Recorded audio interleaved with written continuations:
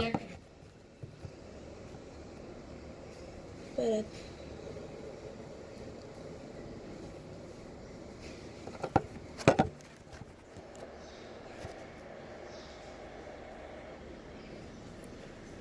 Mira, ahí se ve del, ay, del el libro básicamente. Del libro al libro. Exacto. Y la mesa. Sí se ve de ahí. Está bien. Así que no me tengo que preocupar de la piel. No, nada más se ve una línea del pantalón, pero Está bien, eso no es problema. entonces, si tú quieres, tú puedes, pero tú vas a mirar para acá, ¿verdad? Si Se yo ve miro el ahí, reflejo de ese, del lente de este lado. si yo miro ahí, está bien. Sí, pero hay un reflejo de este lado. Bueno, estos son antirreflejos, entonces ya ahí no Pero es importa. algo normal, eso no importa. ¿Eh? Que eso es algo normal, eso no importa. Ok. ¿Eh? Ya. ¿Y todas esas cosas que estás hablando? Bendiciones. Una vez más, que la paz de Dios, que sobrepasa todo entendimiento, esté sobre cada uno de los miembros del centro de crecimiento y todo aquel que pueda escuchar este estudio bíblico. Antes de iniciar, vamos a orar. Padre, te alabamos, Señor, te bendecimos, te glorificamos y te damos gracias, porque hasta aquí tú nos has ayudado. Hasta aquí, Señor, tú nos has mostrado tu amor, tu protección, tus cuidados y tu misericordia. Que en esta hora en que estemos escuchando, Señor, este mensaje, este estudio, tú traigas sabiduría, entendimiento y abra nuestros ojos espirituales para que hagamos vida a tu palabra. En el nombre de Jesús, amén. Tal como hemos venido compartiendo en los estudios anteriores, los creyentes de Gálatas habían sido influenciados negativamente en su carrera espiritual por los judaizantes legalistas, y es por esta razón que Pablo le ha escrito a los Gálatas creyentes para que volvieran de nuevo al camino de la libertad en Cristo en la que ellos habían entregado su vida.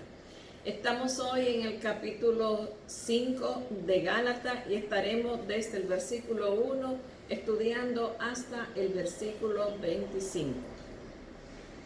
El versículo clave está en Gálatas 5:1, que nos dice: estás pues firme en la libertad con que Cristo nos hizo libre, y no estéis otra vez sujeto al yugo de la esclavitud.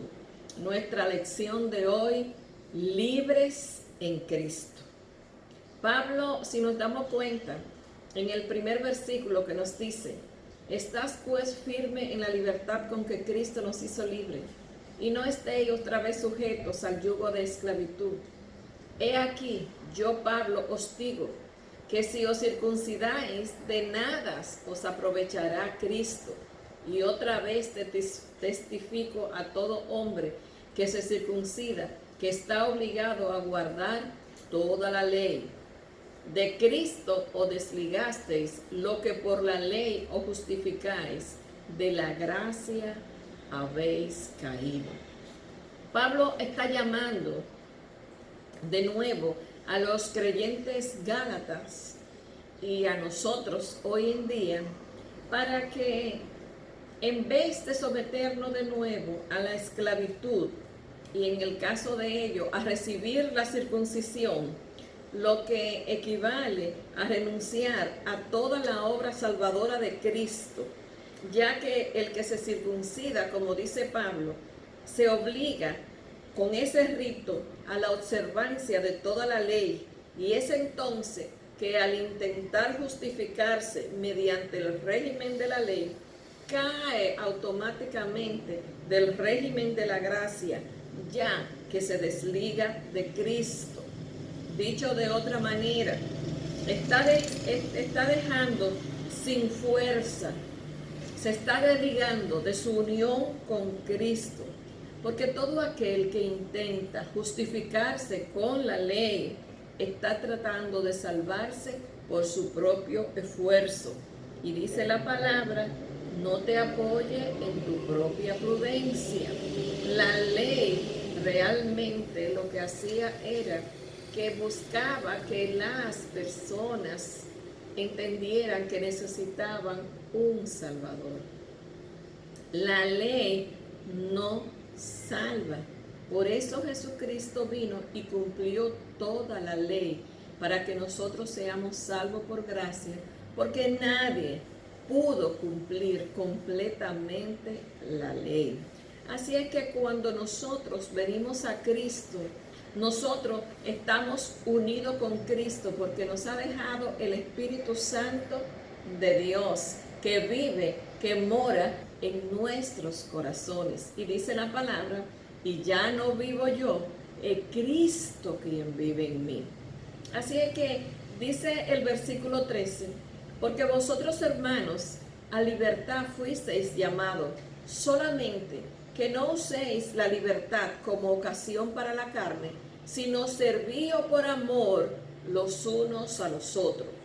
El apóstol Pablo hace hincapié en la libertad en la que nosotros hemos sido llamados por Dios, que fue obtenida mediante la obra de Jesucristo en la cruz del Calvario. Y algo bien interesante que Pablo nos recalca aquí, y es que no debemos de confundir la libertad a la que Cristo nos ha llamado con el libertinaje. ¿Qué es el libertinaje? El libertinaje es hacer todo lo que a mí me gusta, llevar a cabo todos los deseos conforme a la carne, lo cual satisfacer todos los deseos de la carne nos lleva a esclavitud, nos lleva a pecado. No solo nos esclaviza de Satanás, sino que nos esclaviza también de los otros y también de nuestra propia naturaleza pecaminosa. Lo que Pablo enfatiza aquí es que como creyente, cuando nosotros vinimos a Cristo, nosotros hemos sido libertados de las garras del pecado. Y vivir en la libertad en Cristo es la libertad que tienen todos los cristianos para hacer lo correcto y que glorifique a Dios por medio del servicio de amor a los demás. Ciertamente que hacer lo correcto es hacer lo justo y hacer el bien delante de Dios. También la palabra nos dice en el versículo 14, porque toda la ley en esta sola palabra se cumple, amarás a tu prójimo como a ti mismo. Y el que ama al prójimo como a sí mismo, realmente no hace, como dice la palabra en el versículo 15, que no se andan comiendo ni mordiéndose unos a otros, para que no se consuman unos a otros. Quiere decir que no viven atacándose, no viven de la disensión. ¿Sabe por qué? Porque nosotros somos salvos por la fe. Por tanto, el amor por Dios y por los demás es la respuesta de todo aquel que ha sido perdonado. Jesús mismo nos dice en Mateo que el que mucho se le ha perdonado, mucho puede amar. Y esto es porque la fe se expresa a través del amor. Sigue diciendo el versículo 16, andad en el Espíritu y no satisfagáis los deseos de la carne. ¿Qué quiere decir eso? Que nosotros andemos en el Espíritu. Eso significa andar en el Espíritu, que nosotros somos y debemos andar como nueva criatura. Las cosas viejas pasaron, he aquí todas son hechas nuevas. Del versículo 17 en adelante nos sigue diciendo Pablo que hay dos fuerzas opositoras en nosotros. El Espíritu Santo, que es lo que está siendo santificado en nosotros, y la naturaleza pecaminosa. Todos tenemos deseos hacia el mal, y esto realmente no lo podemos ignorar. Lo único que nosotros debemos hacer cuando se nos presentan los deseos, que todos y cada uno conocemos que no vienen de Dios, es enfrentarlo con decisión, crucificándolo en la cruz del Calvario, lo cual no se puede lograr solo, sino que lo podemos lograr con el Espíritu Santo y el poder del Espíritu Santo de Dios en la vida de cada uno de nosotros. Ciertamente que cuando, lo que nos quiere decir Pablo aquí es que cuando la tentación llegue a nosotros, no podemos ceder a la tentación. Y todos y cada uno de los que hemos creído en Jesucristo tenemos la mente de Cristo. Y si tenemos la mente de Cristo, nosotros sabemos cuándo se nos está tentando y cuándo nosotros vamos a ceder. Por tanto, no podemos darle rienda suelta a la tentación en nuestras vidas, sino que cada día debemos de crucificarla. Dice Pablo en el versículo 18 que si nosotros somos guiados por el Espíritu, no estamos bajo la ley. Cuando Pablo dice que no estamos, nosotros los que hemos creído en Jesucristo, no estamos guiados por el Espíritu, dice que nuestra inclinación no debe de ser hacia el mal, sino que nosotros debemos de vencer el mal con el bien. Y Pablo incluye entre los deseos de la carne o las obras de la carne una serie de pecados que son, por ejemplo, divididos en 3 tipos de categorías. Los pecados de la carne, que son los pecados de inmoralidad sexual, que son el adulterio, la fornicación, la inmundicia y la lascivia. También está el pecado contra Dios, o los pecados religiosos, que son la idolatría, la hechicería. También los pecados contra el prójimo, que está el odio, discordia, celos, arrebatos de ira, etc. También nos habla de los pecados que son procedentes del yo, del ego, que tienden a la separación y al egoísmo, que son la disensión, la envidia y la herejía, que en este caso es sectarismo. Y también tiene otro tipo de características de pecado, que son los pecados de vicio, como son la borrachera y la orgías. Después de ahí, Pablo sigue diciendo, y cosas semejantes a esta, acerca de los cuales os amonesto, y dice que las que lo practican no heredarán el reino de los cielos. Pablo dice, y cosas semejantes a esto, porque no solamente están estos, están muchos más. Y sobre cada uno de esos pecados, Pablo dice que nos amonesta, y que los que lo practican no heredarán el reino de los cielos. Fíjense que es importante destacar que Pablo dice que el que lo practica. Es importante que nosotros nos detengamos a pensar sobre esto. Eso quiere decir que no es un pecado pasajero, que en un momento determinado tú pecaste, te arrepentiste y volviste de nuevo a hacer la voluntad de Dios. No, cuando tú practicas un pecado significa que es un hábito en tu vida. La práctica continua de la obra de la carne revela una profunda rebeldía contra Dios, lo cual es incompatible con el reino de los cielos. Es por eso que Pablo exhorta a los creyentes, a los que profesan ser parte del reino de Dios, que examinen la realidad de su vida interior, para ver si están en la fe o no, como nos dice la palabra en 2 de Corintios 13:5, que Él no quiere que nosotros, que nadie se engañe a sí mismo, creyendo que está en el reino de Dios mientras se dedica a practicar las conductas que caracterizan el reino de las tinieblas. Pablo, en este momento de la carta, quiere que cada uno de nosotros pensemos, analicemos nuestra vida interior y entendamos si nosotros estamos creyendo que somos cristianos verdaderos o que somos impostores. Porque el cristiano impostor es aquel que practica el pecado. Sigue diciéndonos la palabra y la exhortación que Pablo les hace a los creyentes en Gálatas y también a nosotros hoy, que en contraste con las obras de la carne, se describe el fruto del Espíritu. Aquí no hay obra, sino actuación de nuestro espíritu regenerado por el Espíritu Santo, que Pablo lo llama fruto como consecuencia de estar ligado a Cristo.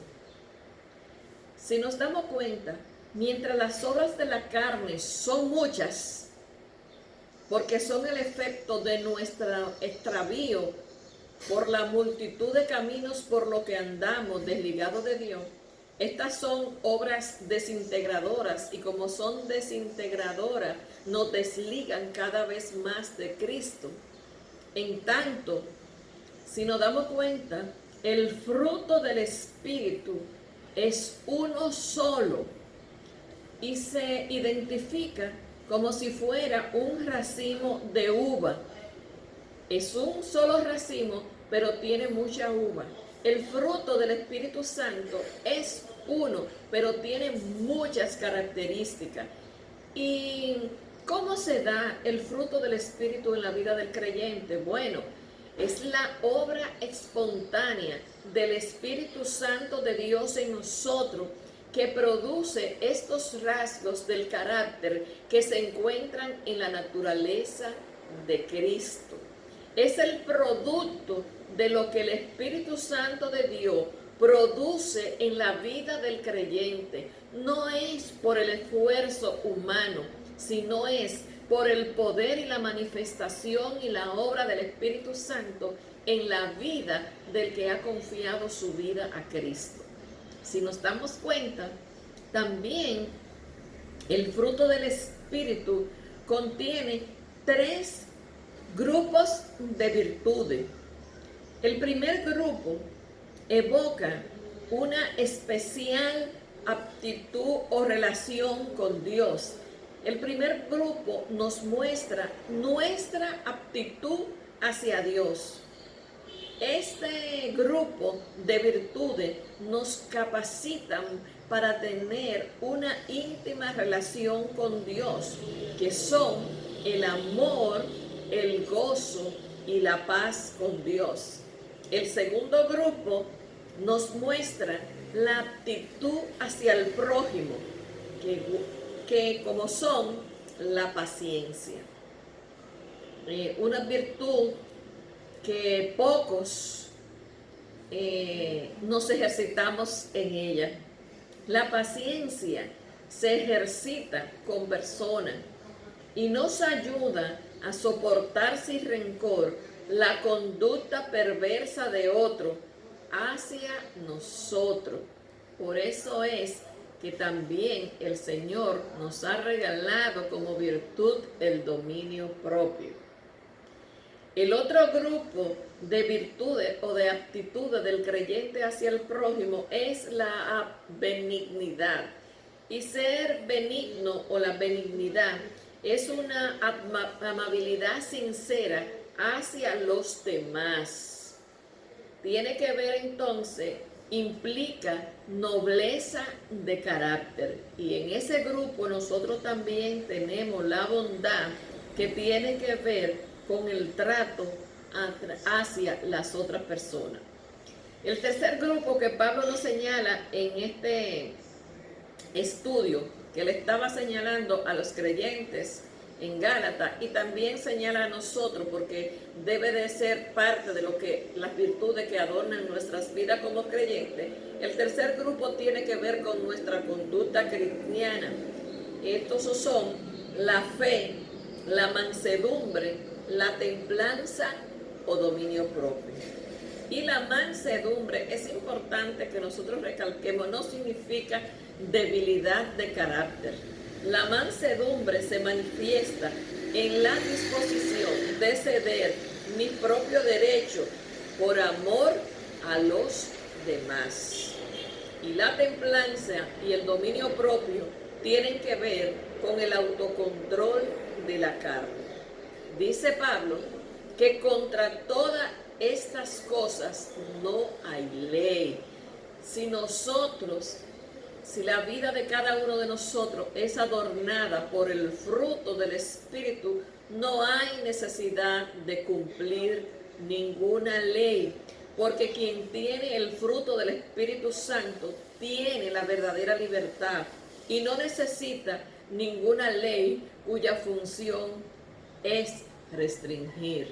Pablo nos está diciendo que cada uno de nosotros debemos de procurar manifestar a través